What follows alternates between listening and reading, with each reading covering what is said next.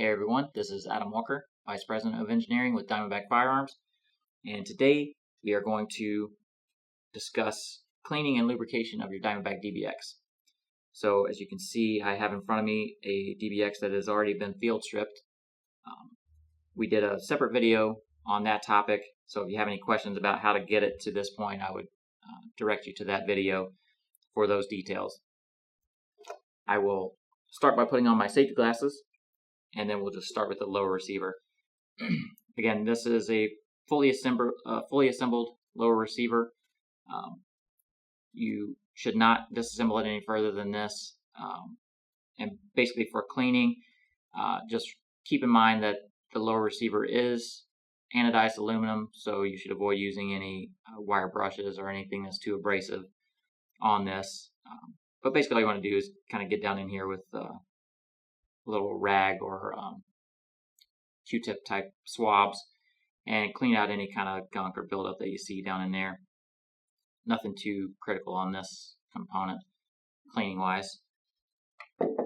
Then the handguard, due to its close proximity to the gas block, you're probably going to get a lot of grime and buildup around this region of your handguard. Again, this is also aluminum, anodized aluminum, so avoid using any wire brushes or anything that's too abrasive to clean this component. But again, just kind of concentrate on this area and clean all the fouling that you see on that area. Then, very similarly, on your upper receiver, again, it's anodized aluminum, so avoid using anything too abrasive. And your gas block is going to be in this region right here, so you'll typically get fouling that will need to be cleaned up in this region, and then also in your main body area of the upper receiver, you'll typically get any kind of residue and buildup in this region as well. All you want to do is just take something a little maybe a nylon bristle brush or a rag or cloth and kind of wipe that stuff out and try to make sure there's not any gunk actually building up on there on your rail surfaces, which is here, or your cam pin guide shelf. And that's pretty much it on the upper receiver. Then on your barrel assembly, you're probably going to want to focus most of your attention right around the gas block here. Again, you may get any kind of leakage and residue and buildup on your piston shafts here, and maybe also around on your barrel and adjacent areas. So basically you want to just try and make sure that your pistons still move fairly freely. You can rotate those around and brush them off. Those are steel, so you don't have to worry so much about using anything too abrasive for those. So then just kind of scrub around on all this stuff. And your muzzle device, the flash hider here, just again clean off any buildup around there. And on your trunnion assembly back here, just make sure your guide ring for your piston tube is cleaned up. Make sure you get any buildup out of there. And then also down here in your trunnion where your lugways are, just kind of get in there with a bore brush or nylon bristle brush or something. Clean off any buildup you see in there. Then do your standard treatment for cleaning the bore. In your rifling, just make sure that's cleaned out with a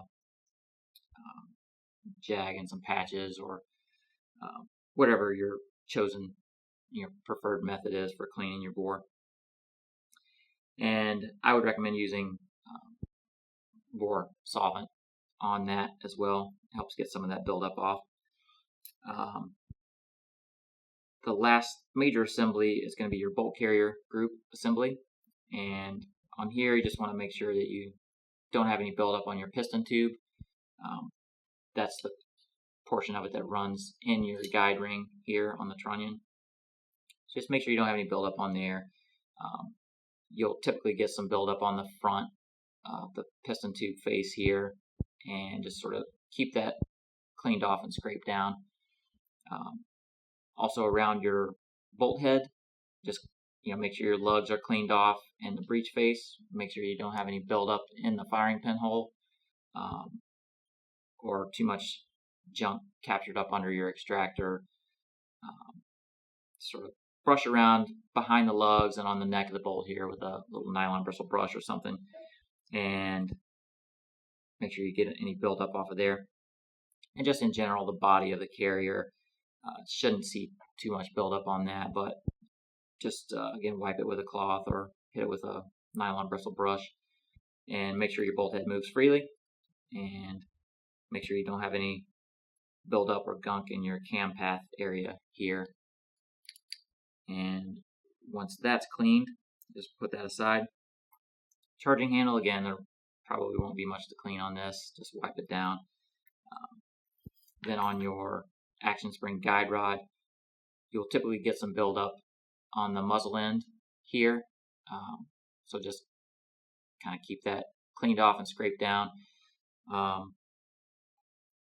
And the back should be fairly clean, since it's so far away from any of the gas. Shouldn't be anything to worry about there. And then as far as, once you've cleaned everything off, dried all your solvents out, and you're ready to reassemble it, the procedure that we recommend is as follows. So you would take your upper receiver, take your preferred gun lubricant. We use Lucas gun oil products here at Diamondback. So we're going to apply a little bit of that on your guide rails. Just a little bit on each side. Put a little bit on your cam pin guide shelf. Hopefully you can see that in the video. And that's all the lubrication you need in the upper receiver. Then you will take your barrel assembly, take your bolt catch, lay that on the trunnion. There are two little bosses together, lower on that trunnion, and then one standalone boss up near the slot. Basically, the standalone boss goes in the smaller slot, and make sure the little nose on the bolt catch goes into the slot. And it should lay pretty much flat against the side of that. And you're just preparing that for the next step. Then you're going to take your bolt catch spring, which you have hopefully set aside earlier and not lost. You're going to put that back in your hole in the upper receiver. Just get that ready. You're going to take your bolt carrier assembly. You're going to take a little bit of your Lucas oil and lubricate the neck of the bolt, just behind the lugs there, and work that back and forth a little bit. And then you're going to also apply a little lubrication in your cam slot in front of and behind your cam pin, just to keep that nice and slick in there. Then you're going to apply a little bit of Lucas oil to the piston tube. And you really only need it in the front, maybe front 50% of that piston tube. And that's, again, because that's the portion of it that rides in your guide hoop here on the barrel assembly. So once you have that lubricated, just going to take the spring and the action spring guide rod. I'm going to insert that, and be very careful at this point because there's a lot of spring force here. So you're just going to keep pushing that through. Once you get that collapsed, just make sure you have a firm grasp on that. Use your little cotter pin or any kind of small pin that will fit through this hole will work for this part of the assembly. But let me back up here for a second. When you're putting this assembly aid pin in, you want to make sure that you install it as the carrier is upside down. You want to be able to pull it out from this position. So when you put this in, there's a flat that you want to be facing toward the flat on the table like this. So in that arrangement, that orientation, I'm going to push that all together. I'm going to take this pin, put it through the assembly aid hole in the action spring guide rod. That takes some of the burden off of you for having to control the spring force and makes it a nice little neat package with which to work. Then I'm going to take this again with the flat facing down toward the table. You want to make sure that your bolt head is fully extended forward. Then I'm going to take the neck of this action spring guide rod and I'm going to lay it down into this little saddle. So I don't know if you can see that, but I'm going to point at it right here.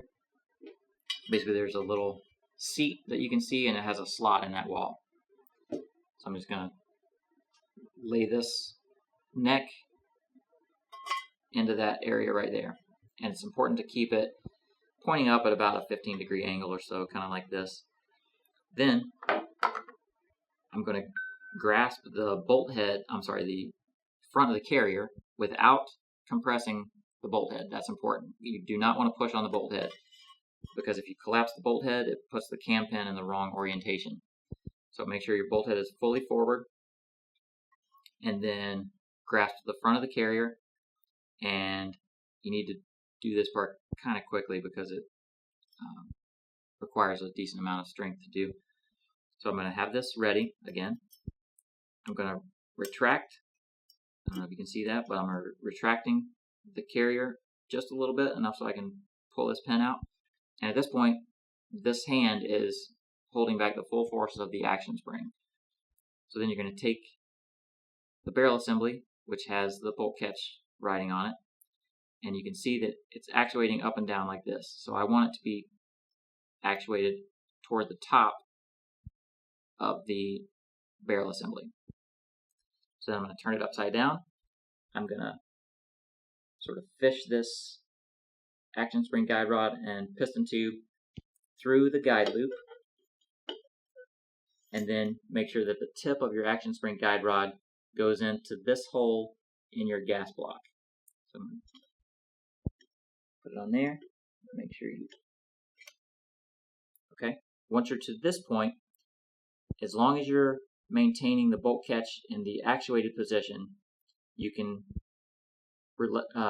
remove your fingers from the carrier. I move my finger up here as I begin to tilt it down, and then you will seat it, the lug on the trunnion for the barrel assembly, into its slot or its seat in the upper receiver. Also, you want to be mindful to try and make sure that the bolt catch stays engaged as you're doing that maneuver.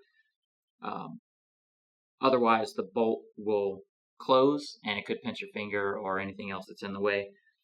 So that's just a nice controlled way of doing it. So once you're to this point, you can kind of hold everything still, actuate the bolt catch to close the bolt. Then you will install your charging handle.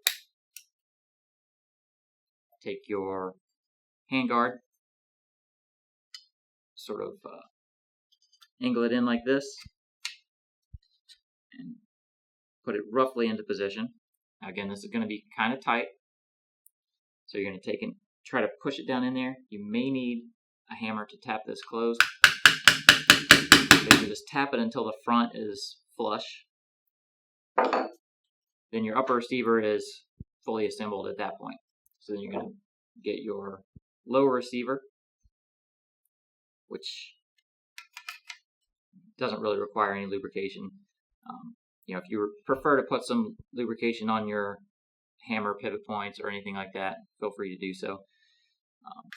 Then you're just going to line up your pivot pin with the hole in the upper receiver here. And as you can see, it is a little bit misaligned, and that is what's giving us our compression to maintain a tight grip on that barrel. So this pin is going to be tight. Basically just align it and get it started through one hole.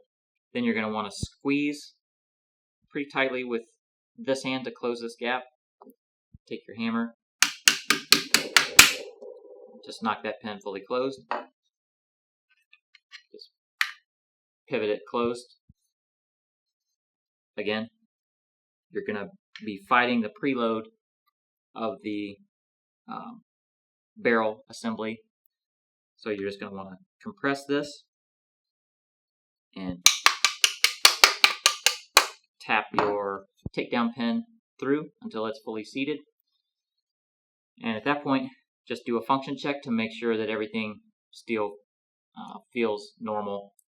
So you're just going to want to work the bolt, retract it back and forth a few times, make sure that it goes full stroke to the rear and also returns fully forward.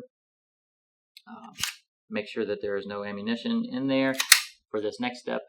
Then you're going to want to check your fire control. I'm just going to change it from safe to fire. I'm going to check it one more time to make sure it's clear. Then I'm going to pull the trigger and hold it. I'm going to retract the bolt fully to the rear and let it go forward. And that will recock the hammer. And then when I release the trigger, I should feel it click and feel the fire control reset. Okay, so that's working well. Just going to do that a few more times here. And put it back on safe. Pull the trigger, make sure that it does not fire. That works. We'll check the bolt catch. I'm going to insert the magazine until it locks in place. Retract the bolt. It should engage the bolt catch and lock the bolt to the rear. If I remove the magazine, it should also stay to the rear. Then I'm going to pull back on the bolt. The bolt catch should, under its own spring force, retract out of the way and allow the bolt to close forward. So looks like everything is working fine, and that is how you clean, lubricate, and reassemble your Diamondback DBX. So if you have any further questions about this, please feel free to reach out to Diamondback customer service. And again, I appreciate you taking the time to watch this video, and we will see you next time.